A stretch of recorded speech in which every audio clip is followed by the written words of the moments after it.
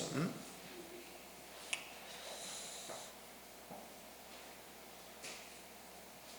오늘 예레미야 애가 4장을 볼 차례입니다. 예레미야 애가 4장, 예레미야 애가 4장 말씀을 보겠습니다.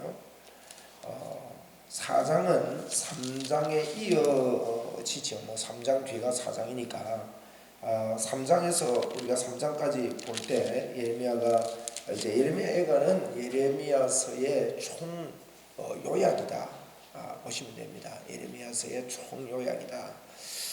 예레미야서를 저희들이 쭉 볼 때 유다의 멸망과 더불어 하나님의 회복에 대해서 하나님께서 반드시 내가 회복시킬 것이다. 너희들의 힘으로는 안 되지만 내가 너희들을 다시 살리겠다 이런 말씀을 하셨고, 예레미야 애가에 들어와서는 이 어려움들이 이제 3장에 가서 1장부터 18절까지 나에게 이 어려움이 내 겁니다. 나의 것입니다. 내 머리 위에 있습니다 하는 걸 1절부터 18절 사이에 나, 내라는 말을 이제 28번이나 이야기를 하고 있죠. 28번이나 엄청나게 많이 이렇게 이야기를 하고 있습니다. 그러나 예레미야는 그런 이야기로만 끝나는 것이 아니고 그러나 내가 주께서 선포한 그 날이 속히 이르기를 원합니다. 그 선포한 그 날이 어떤 날이죠? 회복의 날입니다. 하나님께서 회복시켰다고 약속하신 날, 특별히 예레미야 30장부터 33장까지 하나님이 계속 약속하죠. 그리고는 내가 이를 지어 성취하는 여호와, 이를 이루시는 여호와가 너에게 말하는데 너는 내게 부르짖어라. 그러면 내가 너에게 알지 못하는 크고 비밀한 일을 내가 보이겠다. 이런 약속을 하나님이 하셨는데, 하나님께서 약속하신 그 선포하신 그 날을 내가 속히 이루어지기를 원합니다. 이런 이야기를 하면서 하나님 이런 아픔과 고통이 나에게 쏟아부어졌는데 내가 주님이 약속하신 이것을 내가 생각을 해보니까 이제 예레미야 3장 23절이 아주 중요한 키라 그랬죠. 거기 보니 뭐라고 한가하면 하나님 주님의 이 약속의 날을 내가 생각해 보니까 이것들이 아침마다 새로우니 주의 성실이 크도소이다. 조금 전에 우리가 불렀던 찬송입니다. 그렇죠? 그래서 우리 아침마다 새로우니, 우리가 늘 살면서 매일매일의 이 6월 달인데요, 6월 한 달을 아침마다 새로운 하나님의 약속으로 말미암아 하나님이 나를 영원히 도로 떠나지 않고 나를 버리지 않고 임마누엘 하시는 이 하나님의 약속이죠. 이 약속 때문에 아침마다 새로운 저와 여러분이 되어야 되겠습니다. 그리고 이제 4장에서도 계속 이제 그 유다의 멸망에 대한 그 아픔, 그 탄식을 이야기를 하고, 5장 1절을 한번 보세요. 5장 1절을 보니까 여호와여 우리가 당한 것을 기억해 주십시오. 또 살펴봐 주십시오. 그런 이야기를 합니다. 또 19절에도 보십시오. 5장 19절에도 여호와여 주는 영원히 계시오며 주의 보좌는 대대에 일어나이다. 주께서 어찌하여 우리를 영원히 잊으시오며 우리를 이같이 오래 버려두십니까? 이 예레미야는, 그러나 예레미야 애가가 예레미야가 눈물이 물같이 흐른다, 눈물이 시냇물처럼 흐른다 이런 표현을 했는데, 그것만 끝이 아니라 예레미야는 늘 하나님이여 나를 보십시오, 하나님을 놓지 않고 있습니다. 그것을 보시면서 예레미야가 이 멸망에 대한 이야기를 하고 탄식하는 것을 우리가 읽을 수 있어야 됩니다. 4장은 이제 유다의 멸망의 탄식에 대해서 말씀을 하는데, 4장으로 돌아와서 한번 보겠습니다. 예레미야는 그의 마음을 하나님 앞에 또 그 일어나는 상황을 이렇게 시적으로 표현합니다. 슬프다 어찌 그리 금이 빛을 잃었는고. 여러분, 금이 귀한 거 아닙니까? 금은 빛을 안 잃습니다. 왜 금이 귀하냐? 금은 이게 변하지 않는 거죠. 우리가 변하지 않는 것이기 때문에 금이 귀하다. 그래서 이 보석 중에 금이 들어가는데, 금이 빛을 잃었대요. 순금이 변질했답니다. 이제 유다를 두고 하는 이야기입니다.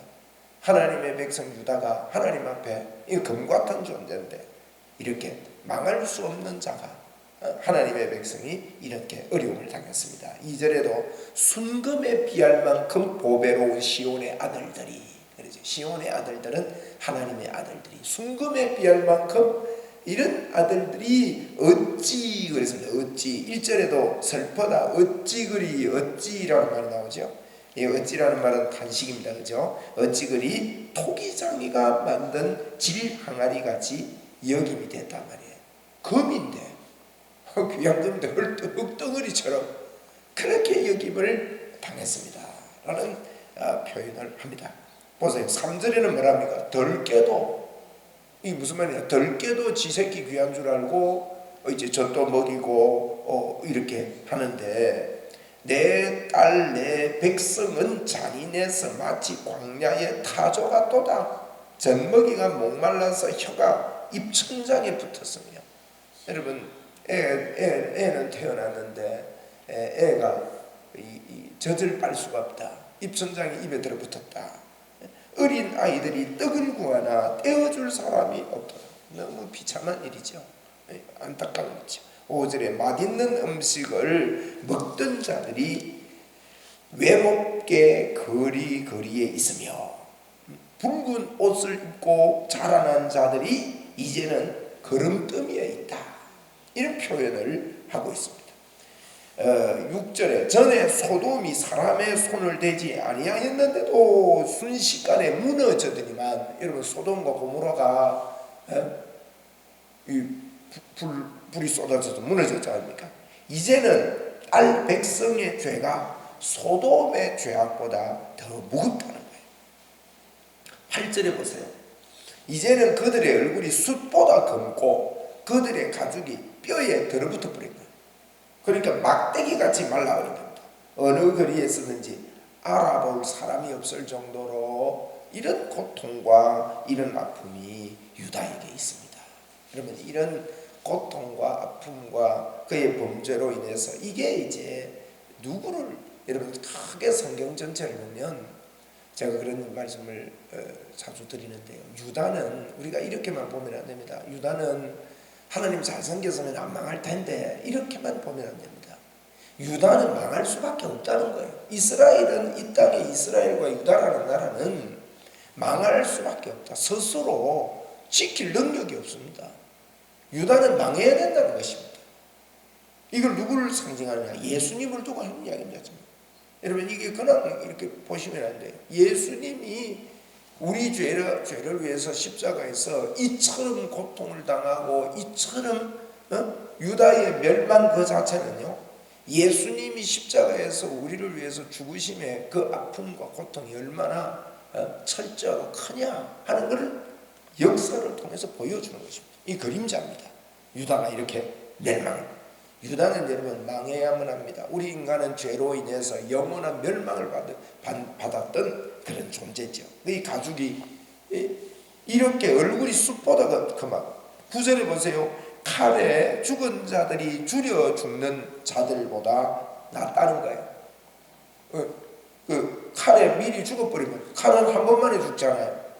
굶어서 죽는 거는 얼마나 배가 고프고 고통을 당하고, 우리 예수님이 한몫에 이렇게 죽지 못하고 십자가에서 못 박혀가지고 최악의 아픔을, 토지 소산이 끊어짐으로 그들은 찔림받은 자들처럼 점점 쇠약하여 가리로다.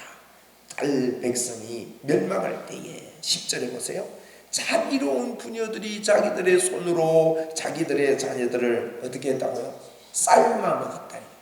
이 정도로 참 배가 고파가지고 이 멸망의 그 극치가 자녀들을 삶아 먹을 정도로 먹을 것이 없고 배가 고팠다는 이런 유다의 멸망, 예루살렘의 멸망에 대한 아픔을 이야기합니다. 13절을 보십시오. 왜 그렇습니까? 그의 선지자들의 죄들과 제사장들의 죄악 때문이니 그랬습니다. 이 죄 때문에 그들이 성읍 안에서 의인들의 피를 흘렸도다. 14절에 그들이 거리에 맹인같이 방황하며 그들의 옷들이 피에 더러워졌으므로 그들을 옷이 너무 더러워가지고 만질 수도 없을 정도로 이런 엄청난 패망, 그래가지고 15절에 뭐랍니까? 사람들이 그들에게 외쳐 이르기를 저리 가라 저리 가라 부정하다, 저리 가라 저리 가라 만지지 말라 하였으며 그들이 도망하여 방황할 때에 이방인들이 말하기를 그들이 다시는 여기에 살지 못하리라. 다시는 살지 못하고 완전히 망한다는 거예요. 16절 여호와께서 노하여 그들을 흩으시고 다시는 돌아보지 아니하시리니, 마치 이렇게 되는 거예요.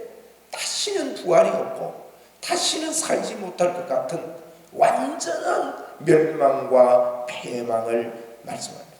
우리 예수님이 십자가에 죽으실 때 철저하게 죽으셨죠.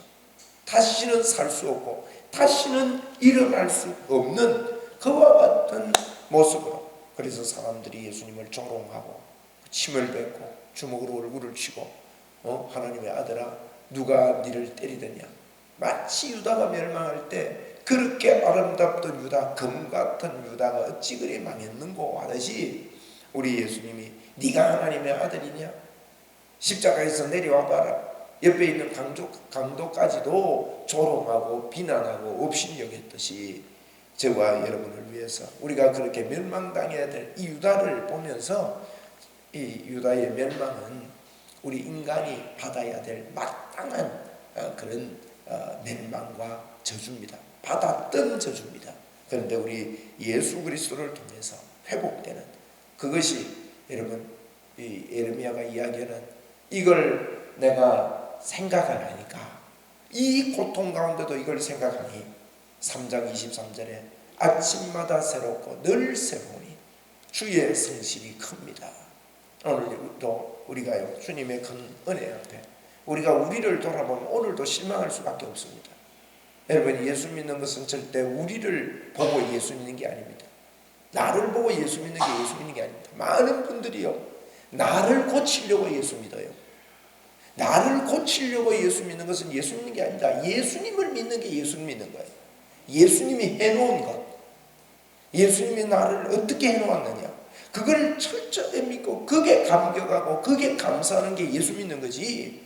많은 분들이 나를 보고 예수 믿습니다. 내 때문에 실망하고 내 때문에 주저하고 내 때문에 힘이 빠지고. 그런데 주님은 그랬습니다. 너는 예수를 바라보라. 항상 예수 그리스도를 바라보라. 예수님이 우리의 힘이다. 주를 앙망하는 자는 새 힘을 얻는다. 그렇게 말씀을 한 것입니다. 오늘 하루도 우리가 살면서 우리의 모습은 이런 패망의 모습이고 이런 저주의 모습이고 그랬던 저희들이 다시 회복된 것은 예수 그리스도로 말미암아 우리는 다시 회복되게 된 것입니다. 오늘 우리 이런 예레미야의 철저한 애가, 이 슬픔의 노래가 주 예수 그리스도로 말미암아 아침마다 새롭고 늘 새로우니 주의 인자가, 주의 성실하심이 영원합니다.